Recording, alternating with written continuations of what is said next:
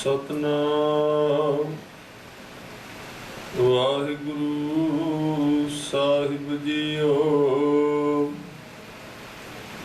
श्लोक महला पहला। गौ ब्राह्मण कौ कर लावो, गोबर तरन ना जाय। धोती टिका तै जप माली, धान मलेशां खाई। अंतर पूजा पढ़ै कतेबा, संयम तुरका भाई। छोड़ी ले पाखंडा, नाम लैया जाहे दरंदा। महला पहला। मानस खाने करह निवाज, छुरी बगायन तिन गल ताग। तिन घर ब्राह्मण पूरै नाद, ऊना भे आवे ओई साध। कूड़ी रास कूड़ा व्यापार, कूड़ बोल कर है आहार। शर्म धर्म का डेरा दूर, नानक कूड़ रहया भरपूर। शर्म धर्म का डेरा दूर, नानक कूड़ रहया भरपूर। वाहिगुरु जी का खालसा, वाहिगुरु जी की फतेह। गरीब नवाज पातशाह श्री गुरु ग्रंथ साहिब जी की पावन हजूरी विच आप जी समूह साध संगत बड़े शरधा प्यार हिरदे विच लै के गुरु चरणों विच अमोलक दात गुरु की बख्शिश खुशियां प्राप्त कर रहे हो। गुरु ग्रंथ साहिब जी की पावन बाणी विच दो प्रकार के ख्याल बहुत ही तरत आउंदे ने। बाणी विच एक शब्द आया कि परमात्मा दो काम गुरु दो कारज करदा, एक भंनना ते फिर उन्होंने गंढ देना। पहला तोड़ना ते फिर जोड़ना। प्रयोजन ते गुरु साहब दा कि टुटा होया आदमी नाम नाल जुड़े, वाहिगुरु दे नाल सांझ बने। पर उस राह ते तुरन वास्ते साध संगत जदों साडे जीवन भर सतगुरु वेखते ने, इहदे विच बहुत सारियां बुराइयां ने। ते तुहानूं पता जदों कोई मकान बनाउणा होवे ते इट्टां पिल्लियां लाउण दा कोई लाभ नहीं। मेहनत भी करांगे, इट्टां लावांगे भी, सब कुछ होएगा, पर वो मकान थोड़े दिनों बाद डिग पैगा। इस तरह कई लोग कहते हैं भी जोड़न की गल करो सीधी। जोड़ांगे किस नूं? पिल्लियां इट्टां दा जोड़न का की अर्थ? उते मेहनत भी की, पहला उन्होंने पकाउण की गल की गई। मैं इस तरह के बोर्ड जदों पढ़ना, कई अखौती गुरुआं दे गेटां दे अगे लगे हुए ने, कहते धर्म जोड़ता है तोड़ता नहीं। उन्हां दा मतलब सिर्फ ये हुंदा भी जो जिवें दा भी आदमी है तुसीं उहनूं अपने गेट दे अंदर वाड़ो,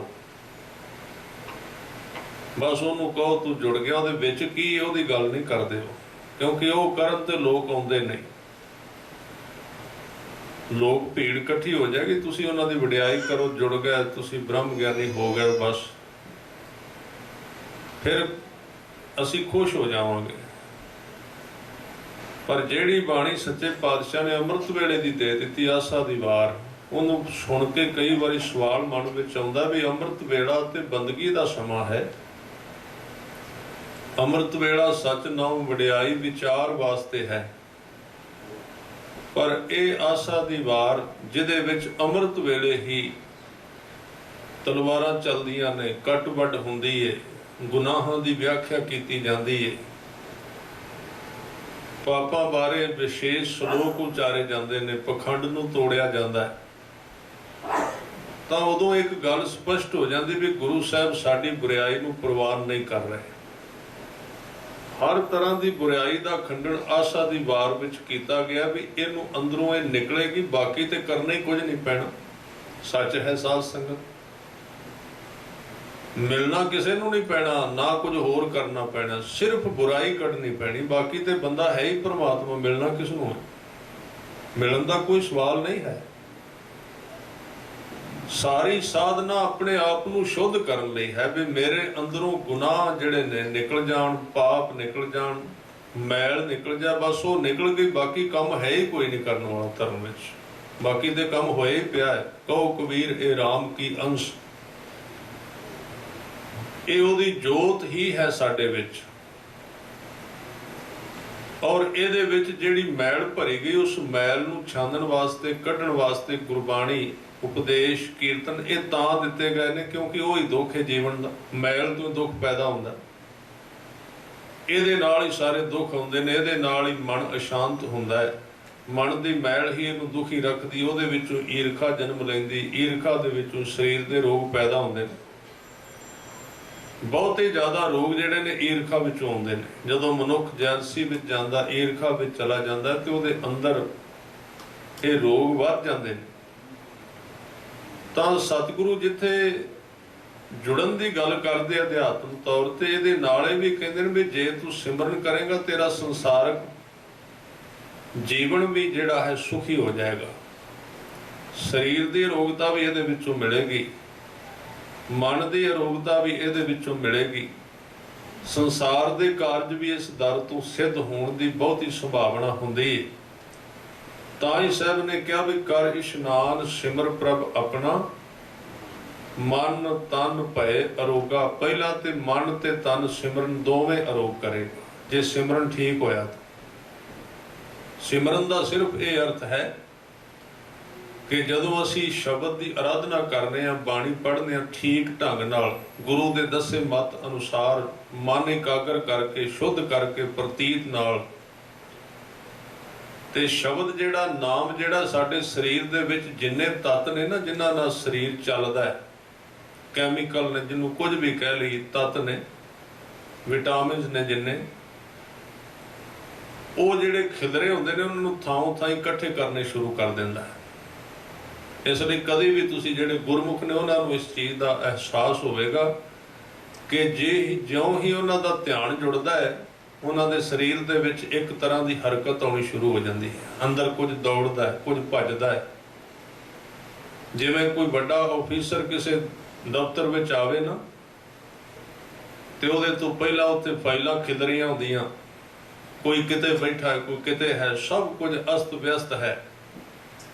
ਪਰ ਜਿਉਂ ਹੀ ਸਾਰਨ ਵੱਜਿਆ ਵੀ ਇਹਦਾ ਮਾਲਕ ਬਾਹਰ ਗੱਡੀ ਲੈ ਕੇ ਆ ਗਿਆ, ਸਾਰੀਆਂ ਚੀਜ਼ਾਂ ਆਪੋ ਆਪਣੇ ਥਾਂ ਤੇ ਹੋ ਜਾਂਦੀਆਂ। ਇਸ ਤਰ੍ਹਾਂ ਵਾਹਿਗੁਰੂ ਦਾ ਪ੍ਰੇਮ ਜਦੋਂ ਨਾਮ ਦੁਆਰਾ ਪੈਦਾ ਹੁੰਦਾ ਤੇ ਸਰੀਰ ਵਿੱਚ ਜਿਹੜਾ ਖਿਲਾਰਾ ਪਿਆ, ਸਾਡੇ ਮਨ ਨਹੀਂ ਟਿਕਦਾ, ਇੰਦਰੇ ਨਹੀਂ ਟਿਕਦੇ, ਸਾਰਾ ਸਰੀਰ ਬੇਤਰਤੀਬ ਰਹਿੰਦਾ ਹੈ। ਨਾਮ ਇਹਨਾਂ ਸਾਰੀਆਂ ਚੀਜ਼ਾਂ ਨੂੰ ਆਪਣੇ ਆਪ ਤਰਤੀਬ ਵਿੱਚ ਕਰ ਦਿੰਦਾ ਹੈ। ਪਰ ਇਹ ਸਭ ਕੁਝ ਤਾਂ ਹੋਵੇਗਾ ਜੇ ਅਸੀਂ ਆਪਣੇ ਜੀਵਨ ਦੀਆਂ ਬੁਰਾਈਆਂ ਨੂੰ ਵੀ ਸਮਝਿਆ, ਜਿਹੜੀਆਂ ਇਹਦੇ ਵਿੱਚ ਰੁਕਾਵਟ ਨੇ।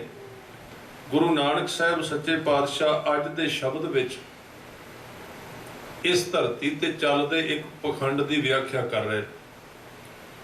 ਹਜ਼ੂਰ ਕਹਿੰਦੇ ਨੇ ਆਦਮੀ ਸਵਾਰਥੀ ਹੈ। ਜਿਹੜੀਆਂ ਚੀਜ਼ਾਂ ਵਿੱਚੋਂ ਤੈਨੂੰ ਲਾਭ ਹੁੰਦਾ ਨਾ, ਉਹਨੂੰ ਕਹਿੰਦੇ ਨੇ ਧਰਮ ਹੈ। ਜਿਹੜੀਆਂ ਚੀਜ਼ਾਂ ਵਿੱਚ ਉਹਦਾ ਸਵਾਰਥ ਪੂਰਾ ਹੁੰਦਾ ਨਾ, ਉਹਨੂੰ ਕਹਿੰਦੇ ਧਰਮ ਦੀ ਚੀਜ਼ ਹੈ, ਧਰਮ ਦਾ ਮਾਮਲਾ ਹੈ। ਤੇ ਜਿੱਥੇ ਉਹਨੂੰ ਕੋਈ ਸਵਾਰਥ ਨਹੀਂ ਹੁੰਦਾ, ਉੱਥੇ ਧਰਮ ਨੂੰ ਵੀ ਪਾਸੇ ਕਰ ਦਿੰਦਾ, ਉਹਨੂੰ ਪਖੰਡ ਕਹਿਣਾ ਸ਼ੁਰੂ ਕਰ ਦਿੰਦਾ। ਉਹਦਾ ਹਵਾਲਾ ਦਿੱਤਾ ਹੈ ਕਿ ਗਊ ਬ੍ਰਾਹਮਣ ਕੋ ਕਰ ਲਾਵੋ। ਇਹ ਜਿਹੜਾ ਵਾਕਿਆ ਹੈ ਸ਼ਲੋਕ ਦੇ ਵਿੱਚ, ਇਹ ਸੁਲਤਾਨਪੁਰ ਦੇ ਨਾਲ ਪੈਂਦੀ ਵੇਈ ਦੇ ਕਿਨਾਰੇ ਤੇ ਵਾਪਰੇ। ਵੇਈ ਨਦੀ ਦੇ ਕਿਨਾਰੇ ਇੱਕ ਬ੍ਰਾਹਮਣ, ਕਿਉਂਕਿ ਇਹਨਾਂ ਦੇ ਵੀ 4 ਫਿਰਕੇ ਨੇ, ਖੱਤਰੀ, ਬ੍ਰਾਹਮਣ, ਸ਼ੂਦਰ ਤੇ ਵੈਸ਼। ਖੱਤਰੀ ਦਾ ਆਪਣਾ ਧਰਮ ਹੈ। ਜਿਹੜਾ ਜਨੇਊ ਗੁਰੂ ਨਾਨਕ ਸਾਹਿਬ ਨੂੰ ਪਾਉਣ ਲੱਗਾ ਸੀ ਹਰਦਿਆਲ, ਉਹ ਪੰਡਤ ਵਾਲਾ ਜਨੇਊ ਨਹੀਂ ਸੀ, ਉਹਨਾਂ ਦਾ ਵੱਖਰਾ, ਉਹ ਖੱਤਰੀਆਂ ਵਾਲਾ ਸੀ। ਪੰਡਤ ਦਾ ਜਨੇਊ ਹੋਰ ਹੈ, ਉਹਦੇ ਹੋਰ ਤਰੀਕੇ ਨੇ। ਇੱਥੇ ਕਹਿ ਰਹੇ ਨੇ ਵੀ ਇੱਕ ਪੰਡਤ ਗਊ ਲੈ ਕੇ ਜਾ ਰਿਹਾ ਹੈ, ਦਰਿਆ ਤੋਂ ਪਾਰ ਜਾਣਾ ਚਾਹੁੰਦਾ ਹੈ, ਉਹਦੇ ਪਾਰਲੇ ਪਾਸੇ ਘਰ ਹੈ, ਤੇ ਇੱਕ ਖੱਤਰੀ ਉੱਥੇ ਜਿਹੜਾ ਸਰਕਾਰ ਦੀ ਨੌਕਰੀ ਕਰਦਾ ਹੈ। ਉਹਨਾਂ ਦੋਵਾਂ ਦੀ ਗੱਲ ਇੱਥੇ ਲਿਖੀ ਹੈ ਸ਼ਲੋਕ ਵਿੱਚ। ਉਹ ਖੱਤਰੀ ਕਾਹਦੀ ਨੌਕਰੀ ਕਰਦਾ? ਉਹ ਸਿਪਾਹੀ ਹੈ ਮੁਗਲਾਂ ਦਾ। ਉਸ ਵੇਲੇ ਮੁਗਲਾਂ ਦਾ ਰਾਜ ਸੀ, ਤੁਸੀਂ ਜਾਣਦੇ ਹੋ। ਮੁਗਲਾਂ ਦੀ ਸਿਪਾਹੀ ਦੀ ਨੌਕਰੀ ਕਰਦਾ ਹੈ, ਤੇ ਉਹ ਉਸ ਥਾਂ ਤੇ ਜਿੱਥੋਂ ਉਹਨੇ ਗਾਂ ਲੈ ਕੇ ਪਾਰ ਹੋਣਾ ਸੀ ਨਾ, ਬ੍ਰਾਹਮਣ ਲੈ ਕੇ ਆਇਆ। ਉਹਨੇ ਉਹਨੂੰ ਰੋਕ ਲਿਆ, ਰੋਕ ਕੇ ਉਹਨੂੰ ਕਿਹਾ ਵੀ ਇਹਦਾ ਪੈਸੇ ਦੇ ਤਾਂ ਮੈਂ ਤੈਨੂੰ ਪਾਰ ਜਾਣ ਦੇਵਾਂਗਾ, ਰਿਸ਼ਵਤ ਦੇ ਦੀ। ਰੋਕ ਲਿਆ, ਸਰਕਾਰ ਦਾ ਡਰਾਵਾ ਦੇ ਕੇ ਉਹਨੂੰ ਕਿਹਾ ਗਊ ਬ੍ਰਾਹਮਣ ਕਉ ਕਰ ਲਾਵੋ। ਕਰ ਦੇ ਅਰਥ ਨੇ ਟੈਕਸ। ਉਹਨੇ ਜਦੋਂ ਰੋਕਿਆ ਤੇ ਪੰਡਤ ਦੇ ਕੋਲ ਪੈਸੇ ਨਹੀਂ ਸਨ। ਉਹ ਕਹਿੰਦਾ ਵੀ ਮੈਂ ਤੈਨੂੰ ਪੈਸੇ ਕਿੱਥੋਂ ਦਿਆਂ, ਮੇਰੇ ਕੋਲ ਆ ਗਾਂ ਹੀ ਹੈ ਸਿਰਫ। ਉਹਨੇ ਕਹਿੰਦੇ ਨੇ ਪੂਰਾ ਦਿਨ ਉਸ ਗਾਂ ਨੂੰ ਤੇ ਪੰਡਤ ਨੂੰ ਸਾਰਾ ਦਿਨ ਉੱਥੇ ਬੰਨ੍ਹ ਕੇ ਰੱਖਿਆ, ਰੋਕ ਕੇ, ਵੀ ਤੈਨੂੰ ਜਾਣ ਨਹੀਂ ਦੇਣਾ ਜਿੰਨਾ ਚਿਰ ਤੂੰ ਮਾਮਲਾ ਨਹੀਂ ਦਿੰਦਾ, ਟੈਕਸ ਨਹੀਂ ਦਿੰਦਾ। ਜਦ ਕਿ ਦੋਵੇਂ ਇੱਕ ਦੂਜੇ ਦੇ ਨਜ਼ਦੀਕੀ ਨੇ। ਜਿਹੜਾ ਖੱਤਰੀ ਉਹ ਗਊ ਦਾ ਵੀ ਸਤਿਕਾਰ ਕਰਦਾ ਤੇ ਬ੍ਰਾਹਮਣ ਦਾ ਵੀ ਸਤਿਕਾਰ ਕਰਦਾ, ਪਰ ਰੋਕ ਲਿਆ ਪੈਸੇ ਲੈਣ ਵਾਸਤੇ। ਫਿਰ ਸ਼ਾਮ ਹੋਈ ਤੇ ਕਹਿੰਦੇ ਗੋਬਰ ਤਰਨ ਨਾ ਜਾਈ। ਫਿਰ ਉਸ ਖੱਤਰੀ ਨੇ ਕੀ ਕੀਤਾ ਵੀ ਜਿਹੜੀ ਗਾਂ ਨੂੰ ਰੋਕਿਆ ਹੋਇਆ ਸੀ ਉਹਦਾ ਹੀ ਗੋਇਆ ਸ਼ਾਮ ਨੂੰ ਲੈ ਕੇ ਨਾ, ਉਹਨੇ ਆਪਣਾ ਪੂਜਾ ਕਰਨੀ ਸੀ ਕੋਈ, ਤੇ ਉਹਦੇ ਵਾਸਤੇ ਉਹਨੂੰ ਗਾਂ ਦਾ ਗੋਇਆ ਚਾਹੀਦਾ ਸੀ, ਲੋੜ ਸੀ ਉਹਨੂੰ, ਕਿਉਂਕਿ ਪੁਰਾਣੇ ਸਮੇਂ ਵਿੱਚ ਗਊ ਦਾ ਮੂਤਰ, ਉਹਦਾ ਗੋਇਆ ਪਵਿੱਤਰ ਮੰਨਿਆ ਗਿਆ। ਕਹਿੰਦੇ ਜਿਹੜੀ ਗਊ ਨੂੰ ਨੇ ਰੋਕਿਆ ਸੀ ਉਹਦਾ ਹੀ ਗੋਇਆ ਲੈ ਕੇ ਉਹਨੇ ਪੋਚਾ ਮਾਰ ਕੇ ਇੱਕ ਥਾਂ ਬਣਾ ਲਈ ਤੇ ਉੱਥੇ ਬਹਿ ਕੇ ਪੂਜਾ ਕਰਨ ਲੱਗ ਪਿਆ। ਗੁਰੂ ਸਾਹਿਬ ਉਸ ਖੱਤਰੀ ਨੂੰ ਇੱਥੇ ਕਹਿੰਦੇ ਵੀ ਇੱਕ ਪਾਸੇ ਤੂੰ ਉਹਨੂੰ ਰੋਕਿਆ ਹੋਇਆ, ਉਹਦੇ ਤੋਂ ਰਿਸ਼ਵਤ ਪਿਆ ਮੰਗਣਾ, ਪੈਸੇ ਮੰਗਣਾ, ਦੂਜੇ ਪਾਸੇ ਉਹਦਾ ਹੀ ਗੋਇਆ ਲੈ ਕੇ ਪੂਜਾ ਕਰ ਰਿਹਾ ਤੂੰ ਰੱਬ ਦੀ। ਇਹਦੇ ਵਿੱਚ ਸਿਰਫ ਇਹ ਇਸ਼ਾਰਾ ਕੀਤਾ ਗਿਆ ਵੀ ਬੰਦਾ ਜਿਹੜੀਆਂ ਚੀਜ਼ਾਂ ਨੂੰ ਵੈਸੇ ਮਾੜਾ ਕਹਿੰਦਾ, ਜਦੋਂ ਉਹਦੀ ਜੇਬ ਵਿੱਚ ਕੁਝ ਆਉਂਦਾ ਉਹਨੂੰ ਚੰਗਾ ਕਹਿਣ ਲੱਗ ਪੈਂਦਾ। ਇਸ਼ਾਰਾ ਸਿਰਫ ਇੱਧਰ ਕੀਤਾ ਗਿਆ ਵੀ ਵੈਸੇ ਉਹ ਗਊ ਮਾੜੀ ਹੈ, ਪੂਜਾ ਕਰਨ ਲਈ ਗਊ ਹੈ, ਉਹਦਾ ਗੋਇਆ ਵੀ ਕੰਮ ਵਿੱਚ ਆਉਂਦਾ, ਉਹਦਾ ਪੋਚਾ ਵੀ ਮਾਰ ਲੈਂਦੇ ਨੇ, ਉਹ ਪੂਜਾ ਵੀ, ਉਹ ਗਊ ਮਾਤਾ ਵੀ ਹੈ। ਪਰ ਜਦੋਂ ਮਾਇਆ ਦਾ ਥਾਂ ਆਉਂਦਾ ਤੇ ਉਦੋਂ ਉਸ ਗਾਂ ਨੂੰ ਤੇ ਪੰਡਤ ਨੂੰ ਸਾਰਾ ਦਿਨ ਉਹ ਰੋਕ ਕੇ ਰੱਖਦਾ ਤੇ ਉਹਨਾਂ ਤੋਂ ਪੈਸੇ ਲੈ ਕੇ ਛੱਡਦਾ। ਇੱਥੇ ਉਸ ਫਿਰਕੇ ਦੀ ਜਿਹੜੀ ਅੰਦਰ ਬਿਰਤੀ ਹੈ ਨਾ, ਲੋਭ ਦੀ, ਲਾਲਚ ਦੀ, ਉਹਦਾ ਵਰਣਨ ਕੀਤਾ ਗਿਆ। ਕਹਿਣ ਲੱਗੇ ਤਰਨ ਨਾ ਜਾਈ, ਹੇ ਮਨੁੱਖ ਇਸ ਤਰ੍ਹਾਂ ਤੂੰ ਕਦੀ ਨਹੀਂ ਤਰੇਗਾ। ਤੂੰ ਕੁਝ ਚੀਜ਼ਾਂ ਨੂੰ ਤੇ ਆਪਣੇ ਮਤਲਬ ਵਾਸਤੇ ਠੀਕ ਕਹਿ ਦੇਣਾ, ਸਮਾਂ ਆਉਣ ਤੇ ਉਹਨਾਂ ਨੂੰ ਠੀਕ ਕਹਿਣਾ, ਤੇ ਕਈ ਵਾਰੀ ਸਮਾਂ ਆਉਣ ਤੇ ਉਹਨਾਂ ਨੂੰ ਗਲਤ ਕਹਿ ਦੇਣਾ। ਵੈਸੇ ਚੀਜ਼ਾਂ ਸਾਡੇ ਵਿੱਚ ਵੀ ਚੱਲਦੀਆਂ। ਮੈਂ ਆਪਣੀਆਂ ਅੱਖਾਂ ਨਾਲੋਂ ਸੱਜਣ ਵੇਖੇ ਨੇ ਧਰਮ ਦੇ ਮਾਰਗ ਤੇ, ਜਿਹੜੇ ਅੱਜ ਤੋਂ 20 ਸਾਲ 15 ਸਾਲ 10 ਸਾਲ ਪਹਿਲਾਂ ਕਹਿੰਦੇ ਸਨ ਇਹ ਸਾਰੇ ਮਾੜੇ ਨੇ, ਗਲਤ ਨੇ, ਅਸੀਂ ਤੇ ਬੜੇ ਪੰਥਕ ਆ, ਵੱਡੇ ਆ, ਇਹ ਰਿਸ਼ਵਤਖੋਰ ਨੇ, ਇਹਨਾਂ ਨੇ ਪੰਥ ਨੂੰ ਧੋਖਾ ਦਿੱਤਾ ਹੈ, ਪੰਥਕ ਨਹੀਂ, ਇਹਨਾਂ ਨੇ ਨਾ ਹੀ ਇਹ ਧਰਾਇਆ ਹੋਇਆ। ਪਰ ਸਾਧ ਸੰਗਤ ਅੱਜ ਉਹ ਜਿਹੜੇ ਜਿਨ੍ਹਾਂ ਨੂੰ ਲੋਕ ਕਹਿੰਦੇ ਸਨ ਨਾ ਗਦਾਰ ਨੇ, ਇਹ ਬਾਹਾਂ ਖੜੀਆਂ ਕਰਕੇ ਹਰਮੰਦਰ ਸਾਹਿਬ ਵਿੱਚੋਂ ਬਾਹਰ ਆ ਗਏ ਨੇ। ਸਾਰੇ ਆਰੋਪ ਲਾਉਂਦੇ ਸਨ ਉਹ ਸੱਜਣ ਉਹਨਾਂ ਦੇ ਉੱਤੇ, ਇਹਨਾਂ ਨੇ ਧੋਖਾ ਦਿੱਤਾ ਕੌਮ ਨੂੰ, ਇਹ ਵਿਕ ਗਏ ਨੇ, ਇਹ ਪੰਥਕ ਨਹੀਂ, ਇਹ ਅਕਾਲੀ ਨਹੀਂ। ਬੜੀਆਂ ਭਾਸ਼ਣ ਤਕਰੀਰਾਂ ਹੁੰਦੀਆਂ ਸਨ। ਅੱਜ ਉਹੀ ਅਕਾਲੀ, ਉਹੀ ਸਾਰਾ ਕੁਝ ਚੰਗਾ ਹੋ ਗਿਆ, ਉਹਨਾਂ ਦੀ ਝੋਲੀ ਵਿੱਚ ਜਾ ਕੇ ਪੈ ਗਏ। ਸਮੇਂ ਦੇ ਨਾਲ ਉੱਥੋਂ ਲਾਭ ਮਿਲਿਆ ਨਾ, ਕੋਈ ਅਹੁਦਾ ਮਿਲਿਆ, ਕੋਈ ਧਨ ਮਿਲਿਆ, ਕੋਈ ਵਡਿਆਈ ਮਿਲੀ। ਜਿਹੜੇ ਬੰਦੇ 20 ਸਾਲ ਪਹਿਲਾਂ ਗਦਾਰ ਸਨ, ਪਾਪੀ ਸਨ, ਅੱਜ ਕਿਉਂ ਚੰਗੇ ਹੋ ਗਏ? ਕਿਉਂਕਿ ਜਿੰਨਾ ਚਿਰ ਉਹਨਾਂ ਨੇ ਕੁਝ ਜੇਬ ਵਿੱਚ ਨਹੀਂ ਪਾਇਆ, ਉਹਨਾਂ ਚਿਰ ਤੇ ਅਸੀਂ ਉਹਨਾਂ ਨੂੰ ਗਦਾਰ ਕਿਹਾ, ਤੇ ਜਦੋਂ ਉਹਨਾਂ ਨੇ ਪੁਚਕਰ ਮਾਰ ਕੇ ਸੱਦ ਕੇ ਕਿਹਾ ਵੀ ਆਓ ਤੁਹਾਨੂੰ ਨਾਲ ਫੋਟੋ ਖਿਚਾ ਲੈਨੇ ਆ, ਉਦੋਂ ਸਾਰੇ ਚੰਗੇ ਹੋ ਗਏ। ਇਹ ਸਭ ਤੋਂ ਵੱਡਾ ਗੁਨਾਹ ਹੈ। ਹਜ਼ੂਰ ਕਹਿੰਦੇ ਤੂੰ ਸਮੇਂ ਦੇ ਅਨੁਸਾਰ ਤਬਦੀਲੀ ਕਰ ਲੈਣਾ, ਤੂੰ ਵਿਕ ਜਾਣਾ ਹੈ। ਜਿਹੜੇ ਰਾਹ ਤੇ ਤੁਰਿਆ ਤੂੰ ਪਹਿਲਾਂ ਜਿਹੜੀ ਚੀਜ਼ ਨੂੰ ਗਲਤ ਕਹਿੰਦਾ ਸੀ ਅੱਜ ਠੀਕ ਕਿਉਂ ਹੋ ਗਈ? ਇਹਦਾ ਕੀ ਕਾਰਨ ਹੈ? ਜਿਵੇਂ ਉਹ ਖੱਤਰੀ ਕਹਿੰਦਾ ਸੀ ਵੀ ਤੂੰ ਗਾਂ ਲੈ ਕੇ ਆਇਆ ਇੱਥੇ ਰੁਕ ਜਾ, ਸਾਰਾ ਦਿਨ ਉਹਨੇ ਰੋਕ ਕੇ ਰੱਖਿਆ ਤੇ ਜਦੋਂ ਲੋੜ ਪਈ ਨਾ ਉਹਨੇ ਪੂਜਾ ਕਰਨੀ ਸੀ ਉਹਦਾ ਗੋਹਾ ਲੈ ਲਿਆ। ਅਸੀਂ ਵੀ ਇਸ ਤਰ੍ਹਾਂ ਜਿਹੜੇ ਲੋਕਾਂ ਨੂੰ ਬੜਾ ਭ੍ਰਸ਼ਟ ਕਹਿੰਦੇ ਸਨ ਨਾ, ਉਹਨਾਂ ਦਾ ਗੋਹਾ ਲੈ ਕੇ ਉਹਨੂੰ ਪੋਚਾ ਮਾਰ ਲਿਆ ਪਾਠ ਕਰਨ ਵਾਸਤੇ। ਇਹ ਬੜੀ ਵੱਡੀ ਤਰਾਸਦੀ ਹੈ। ਬੜੇ ਵੱਡੇ ਮਲਾਹ, ਬੜੇ ਵੱਡੇ ਸਾਡੇ ਅੱਗੇ ਤੁਰਨ ਵਾਲੇ ਲੋਕ ਇਸ ਚੀਜ਼ ਦਾ ਸ਼ਿਕਾਰ ਬਣ ਗਏ ਨੇ।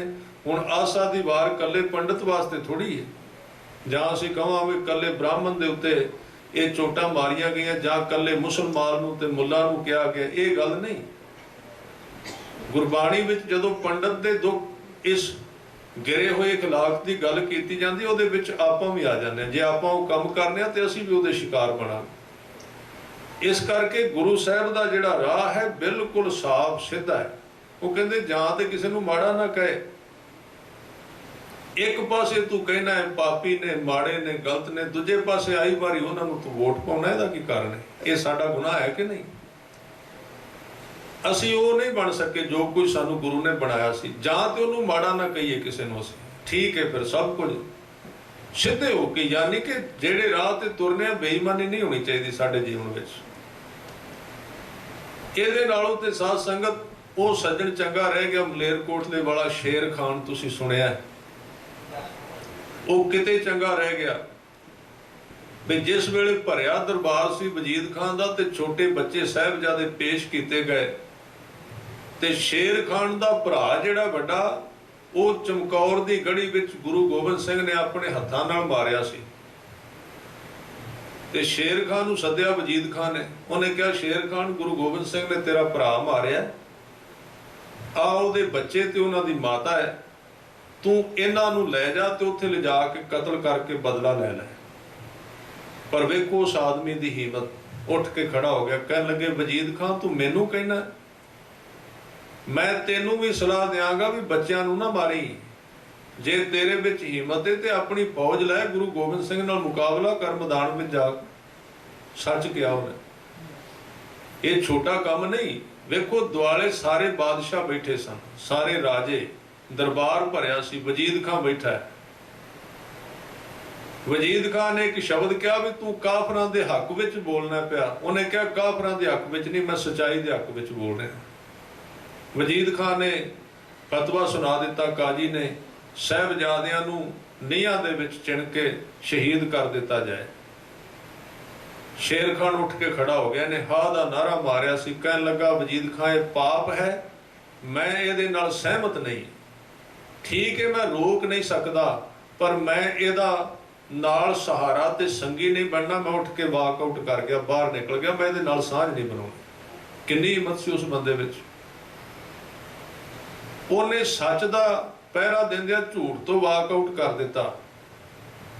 ਇੱਧਰ ਗੁਰੂ ਸਾਹਿਬ ਕਹਿ ਰਹੇ ਨੇ ਵੀ ਆਪਾਂ ਕੀ ਕਰਨੇ ਆ, ਜੋ ਝੂਠ ਸੱਚ ਹੈ ਇਕੱਠਾ ਕਰਕੇ ਉਹਦੇ ਨਾਲ ਅਸੀਂ ਸਹਿਮਤੀ ਬਣਾ ਲੈਂਦੇ। ਠੀਕ ਹੈ, ਸਾਡੇ ਕੋਲੋਂ ਕੁਝ ਨਹੀਂ ਹੁੰਦਾ, ਅਸੀਂ ਕਹਿੰਦੇ ਆ, ਕਈ ਵਾਰੀ ਕਹਿੰਦੇ ਆ ਅਸੀਂ ਕੀ ਕਰ ਸਕਦੇ ਆ, ਸਾਡੇ ਕੋਲ ਕੀ ਹਿੰਮਤ ਹੈ। ਚੌਹਾਂ ਪਾਸੇ ਉਹਨਾਂ ਦੇ ਹੱਥ ਹੀ ਬੜੇ ਲੰਬੇ ਨੇ, ਪਖੰਡ ਕਰਨ ਵਾਲਿਆਂ ਦੇ, ਰਿਸ਼ਵਤਖੋਰਾਂ ਦੇ, ਭ੍ਰਿਸ਼ਟਖੋਰਾਂ ਦੇ, ਜਿਨ੍ਹਾਂ ਨੇ ਨਸ਼ੇ ਦੀ ਨਦੀਆਂ ਵਹਾਈਆਂ ਨੇ ਪੰਜਾਬ ਵਿੱਚ ਆਪਣੀਆਂ ਜੇਬਾਂ ਭਰਨ ਵਾਸਤੇ, ਜਵਾਨੀ ਦਾ ਘਾਣ ਕੀਤਾ। ਅਸੀਂ ਕਿਵੇਂ ਉਹਨਾਂ ਦਾ ਮੁਕਾਬਲਾ ਕਰੀਏ? ਸ਼ੇਰ ਖਾਨ ਦੀ ਇੱਕ ਵਾਰਤਾ ਦੱਸਦੀ, ਕਹਿੰਦੇ ਤੂੰ ਰੋਕ ਨਹੀਂ ਸਕਦਾ, ਤੂੰ ਪਾਸੇ ਤੇ ਹੋ ਜਾ ਉੱਠ ਕੇ, ਤੂੰ ਤੇ ਉਹਨਾਂ ਦਾ ਹਮਾਇਤੀ ਬਣਿਆ ਫਿਰਨਾ, ਨਾਲ ਤੁਰ ਪਿਆ ਤੂੰ। ਹੈ ਨਾ ਇਹਦੇ ਵਿੱਚ ਸੱਚਾਈ। ਔਰ ਇਹ ਸਾਰਾ ਉਪਦੇਸ਼ ਆਸਾ ਦੀ ਵਾਰ ਵਿੱਚ ਗੁਰੂ ਸਾਹਿਬ ਨੇ ਕੱਲੇ ਹਿੰਦੂਆਂ ਨੂੰ ਨਹੀਂ, ਮੁਸਲਮਾਨਾਂ ਨੂੰ ਵੀ ਨਹੀਂ, ਜਿਹੜਾ ਵੀ ਮਨੁੱਖ ਹੈ ਸੰਸਾਰ ਦਾ, ਸਾਰਿਆਂ ਨੂੰ ਸਾਂਝਾ ਉਪਦੇਸ਼ ਦਿੱਤਾ, ਇੱਕੋ ਜਿਹਾ ਉਪਦੇਸ਼ ਦਿੱਤਾ। ਉਹਨੂੰ ਕਹਿ ਰਹੇ ਨੇ ਵੀ ਇੱਕ ਪਾਸੇ ਤੂੰ ਗਊ ਦਾ ਪੁਜਾਰੀ ਹੈ, ਦੂਜੇ ਪਾਸੇ ਉਹਨੂੰ ਰੋਕ ਲੈਣਾ ਹੈ, ਫਿਰ ਲੋੜ ਪੈਣ ਤੇ ਉਹਦਾ ਗੋਇਆ ਵੀ ਵਰਤ ਲੈਣਾ। ਇਹ ਸ਼ੁਰੂ ਤੋਂ ਹੁੰਦਾ ਰਿਹਾ ਹੈ। ਅੱਜ ਵੀ ਲੋਕ ਉਹਨਾਂ ਲੋਕਾਂ ਦਾ ਗੋਇਆ ਵਰਤ ਰਹੇ ਨੇ ਜਿਨ੍ਹਾਂ ਨੂੰ ਮਾੜਾ ਕਹਿੰਦੇ ਰਹੇ। ਇਸ ਕਰਕੇ ਸੱਚੇ ਪਾਤਸ਼ਾਹ ਕਹਿੰਦੇ ਇਸ ਤਰ੍ਹਾਂ ਤੂੰ ਜੀਵਨ ਵਿੱਚ ਤਰੇਗਾ ਨਹੀਂ। ਅੱਗੇ ਬਚਨ ਕੀਤੇ, ਕਹਿੰਦੇ ਧੋਤੀ ਟਿੱਕੀ ਟਿੱਕਾ ਤੈ ਜਪ ਮਾਲੀ। ਇਹ ਤਿੰਨ ਚਿੰਨ੍ਹ ਨੇ ਉਸ ਛਤਰੀ ਦੇ, ਉਸ ਖੱਤਰੀ ਦੇ। ਉਹ ਟਿੱਕਾ ਲਾਉਂਦਾ, ਧੋਤੀ ਬੰਨਦਾ ਤੇ ਮਾਲਾ ਕੋਲ ਰੱਖਦਾ, ਪਰ ਕਰਦਾ ਕੀ ਏ? ਸੱਚੇ ਪਾਤਸ਼ਾਹ ਕਹਿੰਦੇ ਧਾਨ ਮਲੇਸ਼ਾਂ ਖਾਈ। ਧਾਨ ਕਹਿੰਦੇ ਨੇ ਧਨ ਨੂੰ, ਉਹ ਧਨ ਜਿਹਦੇ ਬਦਲੇ ਮਿਹਨਤ ਨਾ ਕੀਤੀ ਜਾਏ ਉਹਨੂੰ ਕਹਿੰਦੇ ਨੇ ਪੂਜਾ ਦਾ ਧਾਨ। ਇਹ ਬੜਾ ਸ਼ਬਦ ਚੱਲਦਾ ਸਾਡੇ ਵਿੱਚ। ਅਸੀਂ ਕਹਿੰਦੇ ਹਾਂ ਪੂਜਾ ਦਾ ਧਾਨ ਹੈ, ਵੈਸੇ ਸਾਨੂੰ ਜੋ ਕੁਝ ਤੁਸੀਂ ਦਿੰਦੇ ਹੋ ਨਾ, ਇਹਨੂੰ ਪੂਜਾ ਦਾ ਧਾਨ ਹੀ ਕਹਿੰਦੇ ਨੇ। ਆਮ ਬੰਦਾ ਇਹਦੇ ਤੋਂ ਬੜਾ ਡਰਦਾ ਹੈ, ਵੈਸੇ ਡਰਨਾ ਚਾਹੀਦਾ ਹੈ, ਪਰ ਮੈਂ ਇੱਥੇ ਬੇਨਤੀ ਕਰਾਂ ਇਹ ਪੂਜਾ ਦਾ ਧਾਨ ਨਹੀਂ ਹੈ। ਇਹ ਪੂਜਾ ਦਾ ਧਾਨ ਉਦੋਂ ਬਣੇਗਾ ਜਦੋਂ ਅਸੀਂ ਇਹਦੇ ਵਾਸਤੇ ਕੰਮ ਨਹੀਂ ਕਰਾਂਗੇ, ਇਹਦੇ ਵਾਸਤੇ ਮਿਹਨਤ ਨਹੀਂ ਕਰਾਂਗੇ, ਸਾਡਾ ਜੀਵਨ ਇਹਦੇ ਅਨੁਸਾਰ ਨਹੀਂ ਹੋਵੇਗਾ, ਉਦੋਂ ਇਹ ਪੂਜਾ ਦਾ ਧਾਨ ਹੋਵੇਗਾ। ਉਹਦੇ ਤੋਂ ਪਹਿਲਾਂ ਭੇਟਾ ਹੈ। ਭੇਟਾ ਹੋਰ ਚੀਜ਼ ਹੁੰਦੀ ਹੈ। ਭੇਟਾ ਦੇ ਅਰਥ ਹੁੰਦੇ ਨੇ ਵੀ ਇੱਕ ਬੰਦਾ ਦੂਸਰੇ ਕੋਲ ਜਾਂਦਾ ਤੇ ਉਹ ਪ੍ਰੇਮ ਭੇਟਾ ਪਿਆਰ ਨਾਲ ਦਿੰਦਾ ਹੈ, ਉਹਨੂੰ ਤੁਸੀਂ ਕੁਝ ਵੀ ਕਹਿ ਸਕਦੇ ਹੋ। ਪੂਜਾ ਦਾ ਧਾਨ ਨਹੀਂ ਹੁੰਦਾ। ਪੂਜਾ ਦਾ ਧਾਨ ਉਹ ਹੈ ਸਿਰਫ ਵੀ ਇੱਕ ਬੰਦਾ ਮੂਰਤੀ ਲੈ ਕੇ ਬਹਿ ਗਿਆ, ਉਹਦੇ ਅੱਗੇ ਪਤਾਸਿਆਂ ਦਾ ਪੀਪਾ ਫੜ ਕੇ ਬਹਿ ਗਿਆ, ਉੱਥੇ ਨਾ ਕੋਈ ਉਪਦੇਸ਼ ਹੈ, ਨਾ ਉਹ ਆਪ ਕਮਾਉਂਦਾ ਹੈ, ਬਸ ਉਹ ਵਹਿੰਦਾ ਵੀ ਜਿਹੜਾ ਆਉਂਦਾ ਉਹਨੂੰ ਇੱਕ ਪਤਾਸਾ ਦਿੱਤਾ ਤੇ 10 ਰੁਪਏ ਚੁੱਕ ਕੇ ਜੇਬ ਵਿੱਚ ਪਾ ਲਏ। ਇਹ ਵੇ ਪੂਜਾ ਦਾ ਧਾਨ। ਜਿਹੜਾ ਧਾਰਮਿਕ ਜਗਤ ਜਿੱਥੇ ਗੁਰੂ ਸਾਹਿਬ ਨੇ ਸਾਨੂੰ ਤੋਰਿਆ, ਜੇ ਅਸੀਂ ਉਸ ਮਾਰਗ ਦੇ ਉੱਤੇ ਮਿਹਨਤ ਕਰ ਰਹੇ ਹਾਂ ਤੇ ਉਹ ਪੂਜਾ ਦਾ ਧਾਨ ਨਹੀਂ। ਅਸੀਂ ਕਹਿੰਦੇ ਹਾਂ ਦਸਾਂ ਨੌਵਾਂ ਦੀ ਕਿਰਤ ਤੇ ਸਾਧ ਸੰਗਤ। ਜੇ ਕੋਈ ਬੰਦਾ ਇਸ ਰਾਹ ਤੇ ਮਿਹਨਤ ਕਰੇ ਨਾ, ਇਸ ਰਾਹ ਤੇ ਕੀਰਤਨ ਤੇ ਕਥਾ ਤੇ ਜਾਂ ਗੁਰੂ ਗ੍ਰੰਥ ਸਾਹਿਬ ਦੀ ਸੇਵਾ ਕਰਦੇ ਨੇ ਭਾਈ ਸਾਹਿਬ, ਮੈਂ ਦਾਅਵੇ ਨਾਲ ਕਹਿਣਾ ਇਹ ਤੇ ਬਾਹਰ ਤੇ ਦਸਾਂ ਨੌਵਾਂ ਦੀ ਕਿਰਤ ਜੇ ਇਮਾਨਦਾਰੀ ਨਾਲ ਕਰੀਏ ਤੇ ਇਹ 3.5 ਕਰੋੜ ਰੋਮਾਂ ਦੀ ਕਿਰਤ ਹੈ ਤੇ 3.5 ਕਰੋੜ ਰੋਮਾਂ ਦਾ ਜ਼ੋਰ ਲੱਗਦਾ ਇਸ ਕੰਮ ਦੇ ਉੱਤੇ। ਇਹ ਛੋਟਾ ਕੰਮ ਨਹੀਂ ਹੈ। ਹਾਂ, ਇਹ ਗੱਲ ਵੱਖਰੀ ਵੀ ਆਪਾਂ ਇਹਨੂੰ ਗੁਜ਼ਾਰਾ ਬਣਾ ਲਈਏ ਵੀ ਚਲੋ ਕੰਮ ਵਧੀਆ ਚੱਲ ਗਿਆ, 5-7 ਗੇੜੇ ਲੱਗ ਗਏ ਨੇ ਵਿਦੇਸ਼ ਵਿੱਚ, ਕੋਠੀ ਪੈ ਗਈ, ਵਧੀਆ ਕਾਰੋਬਾਰ ਚੱਲ ਗਿਆ, ਠੀਕ ਹੋ ਗਿਆ, ਹੁਣ ਕੋਈ ਪਰਵਾਹ ਨਹੀਂ, ਆਰਾਮ ਕਰੋ, ਸਵੇਰੇ ਉੱਠਿਆ ਕਰੋ 8-9 ਵਜੇ, ਕੀ ਪਰਵਾਹ ਪੈ ਗਈ। ਫਿਰ ਇਹ ਪੂਜਾ ਦਾ ਧਾਨ, ਫਿਰ ਭ੍ਰਸ਼ਟ ਕਰ ਦੇਗਾ, ਗਾਲ ਦੇਗਾ, ਜੀਵਨ ਨੂੰ ਖਤਮ ਕਰ ਦੇਗਾ। ਪਰ ਜੇ ਕੋਈ ਵੀ ਕਾਰਜ ਹੈ ਜਿਹਨੂੰ ਅਸੀਂ ਗਲਤ ਤਰੀਕੇ ਨਾਲ ਵਰਤ ਰਹੇ ਹਾਂ, ਉਹ ਗਲਤ ਹੋ ਜਾਏਗਾ। ਸੱਚੇ ਪਾਤਸ਼ਾਹ ਉਸ ਖੱਤਰੀ ਨੂੰ ਤੇ ਬ੍ਰਾਹਮਣ ਨੂੰ ਕਹਿੰਦੇ ਨੇ, ਉਹ ਤੂੰ ਉਹਨਾਂ ਮਲੇਸ਼ਾਂ ਦਾ ਧਾਨ ਖਾਨਾ ਲੈ ਕੇ ਪੈਸੇ ਖਾਨਾ ਹੈ, ਜਿਨ੍ਹਾਂ ਦੇ ਘਰ ਵਿੱਚ ਵੇਦ ਪੜ੍ਹਨਾ ਹੈ ਨਾ, ਜਿਨ੍ਹਾਂ ਦੇ ਘਰ ਵਿੱਚ ਤੂੰ ਵੇਦਾਂ ਕਿਤਾਬਾਂ ਨੂੰ ਪੜ੍ਹਨ ਜਾਣਾ ਹੈ, ਉਹਨਾਂ ਜਾ ਕੇ ਉਹਨਾਂ ਦੀ ਵਿਆਹ ਸ਼ਾਦੀ ਕਰਨਾ ਹੈ, ਬੜਾ ਕੁਝ ਕਹਿਣਾ ਹੈ, ਤੇ ਉਹ ਜਿਹੜੇ ਤੇਰੇ ਸਾਹਮਣੇ ਬੈਠੇ ਹੁੰਦੇ ਨੇ ਉਹਨਾਂ ਦੀਆਂ ਜਿਹੜੀਆਂ ਬੁਰਾਈਆਂ ਨੇ ਤੂੰ ਪੈਸੇ ਲੈਣ ਵਾਸਤੇ ਉਹਨਾਂ ਦੇ ਕੱਪੜੇ ਪਾਈ ਹੁੰਦਾ। ਇਹ ਤੇਰੀ ਗਲਤੀ ਹੈ। ਪਾਉਂਦਾ ਹੈ ਨਾ ਮਨੁੱਖ, ਪਤਾ ਹੈ ਸਾਹਮਣੇ ਸੱਚ ਕੀ ਹੈ, ਪਤਾ ਹੈ ਵੀ ਇਹ ਸਰਦਾਰ ਸਾਹਿਬ ਨਹੀਂ। ਜਦੋਂ ਅਸੀਂ ਸਟੇਜ ਤੇ ਬੋਲਦੇ ਨਾ, ਸਰਦਾਰ ਸਾਹਿਬ, ਸਰਦਾਰ ਜੀ, ਫਲਾਣਾ ਸਾਹਿਬ, ਅੱਗੇ ਲੰਮੀ ਸਾਰੀ ਜਾਤ ਲਾ ਕੇ, ਪਤਾ ਸਾਨੂੰ ਹੈ ਵੀ ਜਿਹਨੂੰ ਅਸੀਂ ਸਰਦਾਰ ਸਾਹਿਬ ਕਹਿ ਰਹੇ, ਸਿੱਖੀ ਦਾ ਤੇ ਇਹਦੇ ਕੋਲ ਇੱਕ ਤੀਲਾ ਵੀ ਨਹੀਂ ਹੈ। ਅਸੀਂ ਕਹਿ ਰਹੇ ਸਰਦਾਰ ਸਾਹਿਬ, ਕਿਉਂ ਕਹਿ ਰਹੇ ਹਾਂ? ਵੀ ਉਹਨੇ $10 ਕੱਢ ਕੇ ਦੇਣੇ ਨੇ। ਕੀ ਗੁਰੂ ਗ੍ਰੰਥ ਸਾਹਿਬ ਇਹਨੂੰ ਸੁਣਦੇ ਨਹੀਂ? ਇਹ ਮਲੇਸ਼ਾਂ ਦਾ ਧਾਨ ਨਹੀਂ ਹੈ। ਸੱਚੇ ਪਾਤਸ਼ਾਹ ਨੇ ਕਿਹਾ ਤੂੰ ਸੱਚ ਨੂੰ ਕਹਿੰਦਾ ਕਿਉਂ ਨਹੀਂ? ਸੱਚ ਕਹਿ ਤੇ ਮੈਂ ਤੇਰੇ ਨਾਲ ਖਲੋਵਾਂਗਾ। ਤੇਰੇ ਤੋਂ ਭੱਜ ਕੇ ਜਾਣਾ ਕਿੰਨੇ ਫਿਰ ਕਿਸੇ ਪਾਸੇ? ਕੋਈ ਨਹੀਂ ਦੌੜ ਸਕੇਗਾ। ਗੁਰੂ ਨਾਲ ਹੈ। ਪਰ ਅਸੀਂ ਕਮਜ਼ੋਰ ਹੋ ਗਏ ਨੇ, ਸਾਡਾ ਜੀਵਨ ਸਵਾਰਥੀ ਹੋ ਗਿਆ। ਅਸੀਂ ਲੋਕਾਂ ਦੇ ਪਿੱਛੇ, ਉਹਨਾਂ ਦੇ ਪੱਲੇ ਫੜ ਕੇ ਦੌੜਦੇ ਫਿਰਨੇ ਆ। ਇਹ ਲਿਬਾਸ ਪਾ ਕੇ ਲੋਕਾਂ ਦੇ ਤਰਲੇ ਕਰਨੇ, ਲੋਕਾਂ ਦੇ ਪਿੱਛੇ ਭੱਜਣਾ। ਸੱਚੇ ਪਾਤਸ਼ਾਹ ਨੇ ਕਿਹਾ ਤੂੰ ਸਬਰ ਨਾਲ ਰਹਿ, ਜੇ ਸੁੱਕੀ ਮਿਲਦੀ ਸੁੱਕੀ ਖਾ ਲੈ, ਜੇ ਬਖਸ਼ਿਸ਼ ਹੁੰਦੀ ਹੈ ਬਖਸ਼ਿਸ਼ ਮਿਲ ਜਾਏਗੀ। ਰਾਹ ਨਾ ਛੱਡੀ, ਮੈਂ ਤੇਰੀ ਇਮਦਾਦ ਕਰਾਂਗਾ। ਤੇ ਜੇ ਤੂੰ ਇਸ ਲਾਈਨ ਤੇ ਤੁਰ ਕੇ ਮਰਾਸ਼ੀ ਬਣ ਗਿਓ, ਤਰਲੇ ਕਰਨ ਲੱਗ ਪਿਆ, ਤੂੰ ਆਪ ਵੀ ਰੁਲਣਾ ਤੇ ਧਰਮ ਨੂੰ ਵੀ ਬਦਨਾਮ ਕਰ ਦੇਗਾ। ਇਹ ਰਾਹ ਦਿੱਤਾ ਸੱਚੇ ਪਾਤਸ਼ਾਹ ਨੇ, ਬਹੁਤ ਸਿੱਧਾ ਰਾਹ ਹੈ। ਕਿਉਂਕਿ ਇੱਥੇ ਭਾਵੇਂ ਹੁਣ ਮੈਂ ਗੁਰੂ ਗ੍ਰੰਥ ਸਾਹਿਬ ਵਿੱਚੋਂ ਪੰਡਤ ਦੇ ਹੋਰ ਸ਼ਬਦ ਕੱਢ ਕੇ ਤੁਹਾਨੂੰ ਪੰਡਤ ਦੀ ਬੇਇੱਜ਼ਤੀ ਕਰਨ ਵਾਸਤੇ ਕਈ ਕੁਝ ਸੁਣਾ ਦਿਆਂ। ਸੱਚ ਇਹ ਹੁੰਦਾ ਵੀ ਜਿਹੜੇ ਆਪਾਂ ਜਿਹੜੀ ਮਹਿਫਿਲ ਵਿੱਚ ਬੈਠੇ ਹਾਂ, ਅਸੀਂ ਆਪਣੇ ਔਗੁਣ ਫੋਲੀਏ, ਆਪਣੇ ਵੱਲ ਵੇਖੀਏ ਆਪਾਂ ਕਿੱਥੇ ਗਲਤ ਜਾ ਰਹੇ ਹਾਂ। ਪੰਡਤ ਦੇ ਵਿਚਾਰਾ ਇੱਥੇ ਹੈ ਹੀ ਕੋਈ ਨਹੀਂ ਮੇਰੇ ਖਿਆਲ ਵਿੱਚ। ਇੱਕ ਦੋ ਸਰੀਰ ਹੋਇਆ ਤੇ ਚਲੋ ਕੋਈ ਗੱਲ ਨਹੀਂ, ਉਹ ਵੀ ਸੁਣ ਲੈ। ਇੱਥੇ ਆਪਾਂ ਸਿੱਖੀ ਨਾਲ ਸੰਬੰਧਿਤ ਲੋਕ ਬੈਠੇ ਆ ਤੇ ਸਾਡਾ ਫਰਜ਼ ਬਣਦਾ ਵੀ ਉਸ ਸਭਾ ਵਿੱਚ ਉਸ ਬੰਦੇ ਦੀ ਗੱਲ ਕੀਤੀ ਜਾਏ ਜਿਹੜੇ ਸੁਣ ਰਹੇ ਨੇ। ਪਰ ਸਾਡੀ ਆਦਤ ਬਣ ਗਈ ਜਿੱਥੇ ਅਸੀਂ ਬੈਠੇ ਹਾਂ ਤੁਹਾਡੀ ਵਡਿਆਈ, ਇੱਥੇ ਪੰਡਤ ਦੀ ਨਿੰਦਿਆ। ਜਦੋਂ ਉੱਥੇ ਜਾਵਾਂਗੇ ਦੂਸਰੀ ਸਟੇਜ ਤੇ ਉਹਨਾਂ ਦੀ ਵਡਿਆਈ ਤੇ ਇੱਥੋਂ ਵਾਲਿਆਂ ਦੀ ਨਿੰਦਿਆ, ਕਿਉਂਕਿ ਸਾਡਾ ਵਿਸ਼ਾ ਇਸ ਤਰ੍ਹਾਂ ਸਿੱਧ ਹੁੰਦਾ ਹੈ। ਇਸ ਕਰਕੇ ਸੱਚੇ ਪਾਤਸ਼ਾਹ ਨੇ ਸਮੇਂ ਦਾ ਸੱਚ ਕਿਹਾ ਹੈ। ਜਿਹੜੇ ਲੋਕਾਂ ਦੇ ਕੋਲ ਗਏ ਨੇ ਉਹਨਾਂ ਦੀ ਗੱਲ ਕੀਤੀ ਇਹਨੇ ਵੀ ਉਹ ਪਾਸੇ ਨੇ ਗਏ ਨੇ ਮੱਕੇ ਵਿੱਚ ਤੇ ਵਿਰੋਧ ਕੀਤਾ ਪੰਡਤ ਦਾ। ਇਸ ਤਰ੍ਹਾਂ ਨਹੀਂ, ਹਰਿਦੁਆਰ ਗਏ ਤੇ ਪੰਡਤ ਦਾ ਵਿਰੋਧ ਕੀਤਾ, ਉਹਦੇ ਪਖੰਡ ਦਾ। ਉੱਥੇ ਮੁੱਲਾਂ ਦੀ ਗੱਲ ਨਹੀਂ ਕੀਤੀ। ਜੇ ਸਾਧ ਸੰਗਤ ਮੱਕੇ ਗਏ ਨੇ ਤੇ ਉੱਥੇ ਪੰਡਤ ਦੀ ਗੱਲ ਨਹੀਂ ਕੀਤੀ, ਉੱਥੇ ਮੁੱਲਾਂ ਦੀ ਗੱਲ ਕੀਤੀ, ਮੁਸਲਮਾਨ ਦੀ ਗੱਲ ਕੀਤੀ। ਸਮੇਂ ਦਾ ਸੱਚ ਬੋਲਿਆ। ਅੱਗੇ ਪਿੱਛੇ ਜਾ ਕੇ ਖਬਰਾਂ ਦੇਣੀਆਂ ਤੇ ਕੋਈ ਅਰਥ ਨਹੀਂ ਹੁੰਦਾ। ਇਸ ਕਰਕੇ ਉਹ ਕਹਿੰਦੇ ਨੇ ਕਿ ਧੋਤੀ ਟਿਕਾ ਤੈ ਜਪਮਾਲੀ ਤੇ ਚਿੰਨ ਤੂੰ ਪਾਏ ਨੇ ਸਾਰੇ। ਧਾਨ ਮਲੇਸ਼ਾਂ ਖਾਈ, ਮਲੇਸ਼ਾਂ ਦਾ ਧਾਨ ਲੈ ਕੇ ਖਾਣਾ, ਤੈਨੂੰ ਪਤਾ ਵੀ ਉਹ ਤੇਰੇ ਧਰਮ ਦੇ ਅਨੁਸਾਰ ਨਹੀਂ, ਉਹ ਅਪਸ਼ਬਦ ਵੀ ਬੋਲਦੇ ਨੇ, ਉਹ ਤੈਨੂੰ ਸਮਝਦੇ ਵੀ ਕੁਝ ਨਹੀਂ, ਪਰ ਤੇਰੇ ਵਿੱਚ ਇੰਨੀ ਹਿੰਮਤ ਨਹੀਂ ਉਹਨਾਂ ਨੂੰ ਸੱਚ ਕਹਿ ਸਕੇ। ਇਸ ਕਰਕੇ ਤੂੰ ਗੁਨਾਹਗਾਰ ਹੈ। ਫਿਰ ਕਹਿੰਦੇ ਅੰਤਰ ਪੂਜਾ ਪੜ੍ਹੈ ਕਿਤਾਬਾਂ।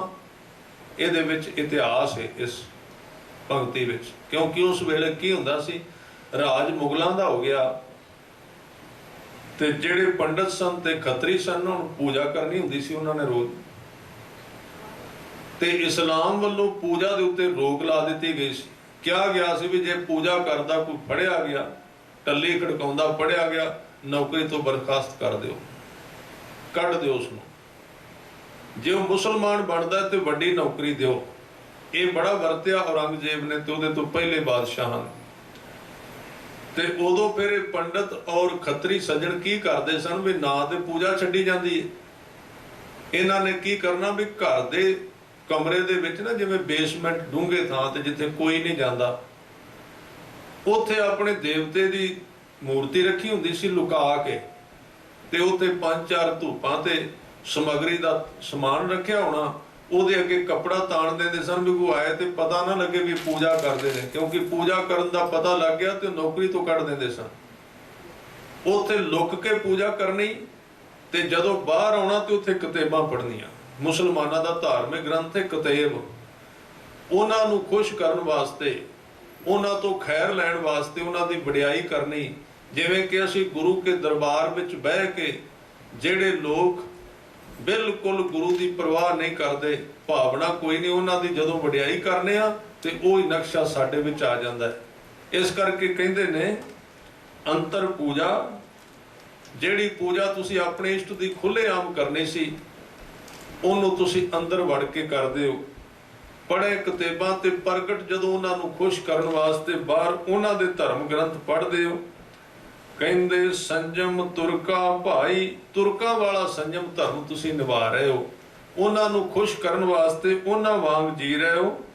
ਗੁਰੂ ਨਾਨਕ ਸਾਹਿਬ ਸੱਚੇ ਪਾਤਸ਼ਾਹ ਕਹਿੰਦੇ ਛੋਡੀ ਲੈ ਪਾਖੰਡਾ, ਨਾਮ ਲਈਐ ਜਾਏ ਤਰੰਦਾ। ਹੇ ਪੰਡਤ, ਹੇ ਬ੍ਰਾਹਮਣ, ਇਸ ਪਖੰਡ ਨੂੰ ਛੱਡ ਦੇ, ਇਹਦਾ ਕੋਈ ਲਾਭ ਨਹੀਂ ਹੈ। ਆਪਣਾ ਜੀਵਨ ਨਾ ਗਵਾ, ਲੋਕਾਂ ਨੂੰ ਕੁਰਾਏ ਨਾ ਪਾ, ਪਖੰਡ ਨੂੰ ਛੱਡ ਦੇ। ਪਖੰਡ ਦੇ ਅਰਥ ਨੇ ਉਹ ਕੰਮ ਜਿਹਦੇ ਵਿੱਚ ਬੰਦੇ ਦੇ ਖੰਡ ਟੁਕੜੇ ਹੋਏ ਹੋਣ ਮਨ ਦੇ, ਬਾਹਰੋਂ ਕਰੇ ਤੇ ਮਨੋਂ ਨਾ ਕਰੇ, ਵਿੱਚੋਂ ਦੁਬਿਧਾ ਵਿੱਚ ਹੋਵੇ, ਉਹਨੂੰ ਕਹਿੰਦੇ ਪਖੰਡ। ਕਹਿੰਦੇ ਜੇ ਤੂੰ ਤਰਨਾ ਹੈ, ਜੇ ਤੂੰ ਜ਼ਿੰਦਗੀ ਦਾ ਲਾਭ ਲੈਣਾ ਹੈ ਤੇ ਰਾਹ ਸਿਰਫ ਇੱਕੋ ਹੈ। ਕਹਿੰਦੇ ਨਾਏ ਲਈਐ, ਨਾਏ ਨੂੰ, ਨਾਮ ਨੂੰ, ਪਰਮਾਤਮਾ ਦੇ ਨਾਮ ਨੂੰ ਆਪਣੇ ਹਿਰਦੇ ਵਿੱਚ ਧਾਰਨ ਕਰ ਲੈ, ਫਿਰ ਤੂੰ ਤਰ ਜਾਏਗਾ। ਅੱਗੇ ਫਿਰ ਬਚਨ ਕੀਤੇ ਮਾਨ ਸੁਖਾਣੇ ਕਰੈ ਨਿਵਾਜ। ਇੱਥੇ ਹੁਣ ਜਿਹੜਾ ਸਾਧ ਸੰਗਤ ਵਿਸ਼ਾ ਸ਼ੁਰੂ ਹੁੰਦਾ ਨਾ, ਇਹ ਨਮਾਜ਼ ਪੜ੍ਹਨ ਵਾਲਿਆਂ ਦਾ ਹੈ। ਜਿਹੜੇ ਨਮਾਜ਼ ਸਭ ਤੋਂ ਅੱਗੇ ਖਲੋ ਕੇ ਪੜ੍ਹਦੇ, ਕਹਿੰਦੇ ਨੇ ਉਹਨਾਂ ਦਾ ਕੰਮ ਕੀ ਹੈ, ਨਮਾਜ਼ ਪੜ੍ਹਦੇ ਨੇ ਪਰ ਬੰਦਿਆਂ ਨੂੰ ਖਾਂਦੇ ਨੇ, ਜਿਉਂਦੇ ਬੰਦਿਆਂ ਨੂੰ। ਇੱਕ ਤੇ ਮਾਰ ਕੇ ਖਾਣਾ ਹੁੰਦਾ ਨਾ ਕਿਸੇ ਨੂੰ, ਜਿਉਂਦੇ ਨੂੰ ਖਾਣਾ। ਜਦੋਂ ਆਦਮੀ ਕਿਸੇ ਨੂੰ ਲੋੜ ਤੋਂ ਵੱਧ ਦਬਾਉਂਦਾ ਹੈ, ਸਤਾਉਂਦਾ ਹੈ, ਇਹ ਘਰਾਂ ਵਿੱਚ ਵੀ ਚੱਲਦਾ ਹੈ। ਘਰਾਂ ਵਿੱਚ ਚੱਲਦਾ। ਕਿਸੇ ਨੇ ਇਹਦੇ ਉੱਤੇ ਬੜਾ ਸਰਵੇਖਣ ਕੀਤਾ ਵੀ ਹਰ ਇੱਕ ਘਰ ਦੇ ਵਿੱਚ ਕੁਝ ਕੁ ਨੂੰ ਛੱਡ ਕੇ ਜਦੋਂ ਕੋਈ ਬੱਚੀ ਵਿਆਹੀ ਆਉਂਦੀ ਹੈ ਤੇ ਉਹਦੀ ਸੱਸ ਉਹਨੂੰ ਦਬਾਉਂਦੀ ਕਿਉਂ, ਸਤਾਉਂਦੀ ਕਿਉਂ? ਉਹ ਜਿਉਂਦੀ ਦਾ ਖੂਨ ਪੀਂਦੀ ਵੀ ਉਹਨੂੰ ਦਬਾ ਕੇ ਰੱਖਣਾ ਕੀ ਕਾਰਨ? ਉਹਨਾਂ ਨੇ ਕਿਹਾ ਵੀ ਇਹ ਆਪਣੇ ਕੋਲ ਜਿਹੜਾ ਇਹਦੇ ਖਜ਼ਾਨਾ ਹੈ ਨਾ, ਵੀ ਜਦੋਂ ਇਹ ਵਿਆਹੀ ਆਈ ਸੀ ਨਾ ਇਸ ਘਰ ਵਿੱਚ, ਇਹਨੂੰ ਅੱਗੋਂ ਮਿਲੀ ਸੀ ਵਿਰਾਸਤ, ਇਹਨੂੰ ਵੀ ਦਬਾਇਆ ਗਿਆ ਪਹਿਲਾਂ ਕਈ ਸਾਲ, ਇਹਨੂੰ ਵੀ ਸਤਾਇਆ ਗਿਆ। ਹੁਣ ਉਹ ਗੁੱਸਾ ਇਹਦੇ ਅੰਦਰ ਲੁਕਿਆ, ਹੁਣ ਇਹਨੇ ਅੱਗੋਂ ਝਾੜਨਾ ਹੈ ਅਗਲੇ ਤੇ, ਅਗਲੀ ਪੀੜ੍ਹੀ ਨੂੰ ਦੇ ਦੇਣਾ, ਹੁਣ ਉਹਦੇ ਵਿੱਚ ਚਲਾ ਜਾਣਾ, ਉਹਨੇ ਫਿਰ ਅੱਗੇ ਵੜਨਾ। ਇਸ ਤਰ੍ਹਾਂ ਇਹ ਦੁੱਖ ਵੱਧਦਾ ਜਾਂਦਾ। ਇਹਨੂੰ ਕਹਿੰਦੇ ਜਿਉਂਦੇ ਬੰਦੇ ਦਾ ਮਾਸ ਖਾਣਾ, ਜੀਵਤ ਬੰਦੇ ਨੂੰ ਸਤਾਉਣਾ। ਇੱਕ ਤੇ ਹੁੰਦਾ ਮਰੇ ਨੂੰ ਖਾਣਾ, ਇੱਕ ਹੁੰਦਾ ਜਿਉਂਦੇ ਨੂੰ ਸਤਾਉਣਾ, ਉਹਦੇ ਹੱਕ ਖੋਣੇ ਉਹਨੂੰ। ਇਹ ਹੈ ਮਾਨਸ ਖਾਣੇ, ਬੰਦੇ ਖਾਣ ਦਾ ਇਹ ਤਰੀਕਾ ਹੈ। ਕਹਿੰਦੇ ਉਹ ਲੋਕ ਫਿਰ ਬੜੇ ਨਮਾਜ਼ ਪੜ੍ਹਦੇ ਨੇ, ਬੜੇ ਪਾਠ ਕਰਦੇ ਨੇ, ਇਹ ਵੀ ਕੰਮ ਨਾਲ ਕਰਦੇ ਨੇ, ਬੜੇ ਧਾਰਮਿਕ ਖਾਉਂਦੇ ਨੇ ਆਪਣੇ ਆਪ ਨੂੰ। ਇਹਨੂੰ ਹੀ ਸੱਜਣ ਨੂੰ ਇੱਕ ਬਚਨ ਕਿਹਾ ਸੀ ਗੁਰੂ ਨਾਨਕ ਸਾਹਿਬ ਸੱਚੇ ਪਾਤਸ਼ਾਹ ਨੇ। ਸਾਹਿਬ ਕਹਿੰਦੇ ਬੱਗਾ ਬੱਗੇ ਕੱਪੜੇ ਤੀਰਥ ਮੰਝ ਵਸਨ। ਕਹਿੰਦੇ ਸੱਜਣ ਤੇਰੇ ਕੱਪੜੇ ਬੱਗੇ ਨੇ, ਚਿੱਟੇ ਰੰਗ ਦੇ ਨੇ, ਘਰ ਤੇਰੇ ਗੁਰਦੁਆਰਾ ਮਸਜਿਦ ਮੰਦਿਰ ਤੂੰ ਬਣਾਇਆ ਹੋਇਆ। ਕਹਿੰਦੇ ਘੁੱਟ ਘੁੱਟ ਜੀਆਂ ਖਾਵਣੇ ਬੱਗੇ ਨਾ ਕਈ ਅੰਨ। ਕਹਿੰਦੇ ਜੀਵਾਂ ਦੇ ਸਵਾਸ ਘੁੱਟ ਘੁੱਟ ਕੇ ਉਹਨਾਂ ਨੂੰ ਤੰਗ ਕਰਦੇ ਨੇ, ਦੁਖੀ ਕਰਦੇ ਨੇ, ਸਤਾਉਂਦੇ ਨੇ। ਉਹ ਮਨੁੱਖ ਬੱਗੇ ਨਹੀਂ, ਭਾਵ ਚਿੱਟੇ ਲਿਬਾਸ ਉਹਨਾਂ ਦੇ ਕੰਮ ਨਹੀਂ ਦੇਣਗੇ।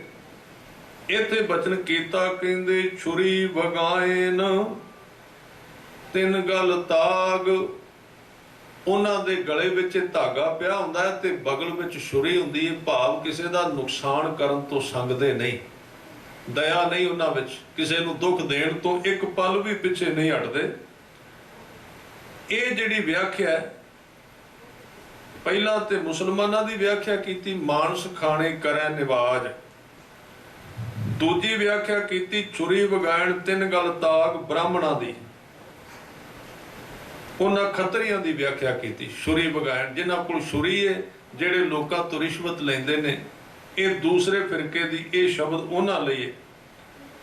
ਤੇ ਫਿਰ ਜਿਹੜੇ ਬ੍ਰਾਹਮਣ ਸਨ ਨਾ, ਇਹ ਉਹਨਾਂ ਛਤਰੀਆਂ ਦੇ ਘਰ ਵਿੱਚ ਜਾ ਕੇ ਪੂਜਾ ਪਾਠ ਕਰਦੇ ਸਨ। ਉਹਨਾਂ ਵਾਸਤੇ ਕਿਆ ਕਹਿੰਦੇ ਤਿੰਨ ਘਰ ਬ੍ਰਾਹਮਣ ਪੂਰੈ ਨਾਦ। ਹੁਣ ਵੇਖੋ ਇਹ ਤਰਤੀਬ ਬਣੀ ਹੈ। ਮੁਗਲਾਂ ਦੀ ਚਾਕਰੀ ਕਰਦੇ ਨੇ ਖੱਤਰੀ, ਤੇ ਖੱਤਰੀਆਂ ਦੇ ਘਰ ਵੇਦ ਪੜ੍ਹਦੇ ਨੇ ਬ੍ਰਾਹਮਣ। ਉਹ ਉਹਨਾਂ ਦੇ ਘਰ ਸ਼ੰਖ ਪੂਰਦੇ ਨੇ। ਤਿੰਨ ਘਰ ਬ੍ਰਾਹਮਣ ਪੂਰੈ ਨਾਦ, ਉਹਨਾਂ ਭੇ ਆਵੈ ਉਹੀ ਸਾਧ। ਉਹਨਾਂ ਬ੍ਰਾਹਮਣਾਂ ਨੂੰ ਵੀ ਉਸ ਉਹਨਾਂ ਦੇ ਘਰ ਵੇਦ ਪੜ੍ਹ ਕੇ ਜਿਹੜੀ ਮਾਇਆ ਮਿਲਦੀ ਉਹ ਖਾਂਦੇ ਨੇ। ਇਹ ਸਾਰੇ ਪਿਛਲੇ ਅਧਾਰਮਿਕ ਬੰਦੇ ਨੇ, ਮੁਗਲ, ਉਹਨਾਂ ਦੇ ਚਾਕਰ ਖੱਤਰੀ ਜਿਹੜੇ ਸੱਜਣ ਨੇ, ਤੇ ਅੱਗੋਂ ਬ੍ਰਾਹਮਣ। ਇਹ ਸਾਰੇ ਕਹਿੰਦੇ ਨੇ ਇਹਨਾਂ ਦਾ ਜੀਵਨ ਉੱਚਾ ਨਹੀਂ, ਨਿਵਾਣ ਵਾਲੇ ਨੇ। ਇਸ ਕਰਕੇ ਇਹਨਾਂ ਨੂੰ ਸਾਧ ਦਾ ਅਰਥ ਇਹਨਾਂ ਦੇ ਜੀਵਨ ਵਿੱਚ ਸੱਚ ਪ੍ਰਗਟ ਨਹੀਂ ਹੁੰਦਾ। ਇਸ ਤਰੀਕੇ ਦੇ ਨਾਲ ਕਹਿੰਦੇ ਕੂੜੀ ਰਾਸ ਕੂੜਾ ਵਪਾਰ, ਸਾਰਾ ਝੂਠ ਦਾ ਸੌਦਾ ਚੱਲ ਰਿਹਾ ਹੈ। ਕੂੜੀ ਰਾਸ ਹੈ, ਕੂੜਾ ਹੀ ਵਪਾਰ ਹੈ। ਕਹਿੰਦੇ ਕੂੜ ਬੋਲ ਕਰ ਹੈ ਆਹਾਰ। ਇਹ ਖਾਂਦੇ ਨੇ, ਝੂਠ ਬੋਲ ਕੇ ਖਾਂਦੇ ਨੇ, ਸਾਰਾ ਝੂਠ ਦਾ ਸਮਾਨ ਇਕੱਠਾ ਕੀਤਾ। ਸਾਰਾ ਇਹ ਪ੍ਰਾਪੋਗੰਡਾ ਹੈ, ਸਿਸਟਮ ਹੈ, ਬਾਹਰ ਲੇਬਲ ਸਿਰਫ ਧਰਮ ਦਾ ਹੈ। ਇਹਦੇ ਉੱਤੇ ਸਤਿਗੁਰੂ ਨੇ ਬੜੀ ਚੋਟ ਕੀਤੀ ਹੈ। ਵੇਖੋ ਇਹ ਸਾਰੇ ਸ਼ਬਦ ਅੰਮ੍ਰਿਤ ਵੇਲੇ ਪੜ੍ਹੇ ਜਾਂਦੇ। ਔਰ ਮੈਂ ਇੱਥੇ ਬੇਨਤੀ ਕਰਾਂ, ਸਰਕਾਰ ਨਾਲ ਗੁਰੂ ਅਰਜਨ ਦੇਵ ਜੀ ਦੀ ਟੱਕਰ ਤਾਂ ਹੀ ਹੋਈ ਸੀ, ਉਹਨਾਂ ਦੀ ਸ਼ਹੀਦੀ ਤਾਂ ਹੋਈ, ਇਹ ਜੰਗਾਂ ਤਾਂ ਹੋਈਆਂ, ਸਭ ਕੁਝ ਤਾਂ ਹੋਇਆ ਕਿਉਂਕਿ ਉਹ ਗੁਰੂ ਗ੍ਰੰਥ ਸਾਹਿਬ ਵਿੱਚ ਸੱਚ ਲਿਖਿਆ ਹੋਇਆ ਸੀ। ਇਹਦੇ ਕਰਕੇ ਹੋਇਆ ਸਭ ਕੁਝ, ਹੋਰ ਕੋਈ ਕਾਰਨ ਨਹੀਂ।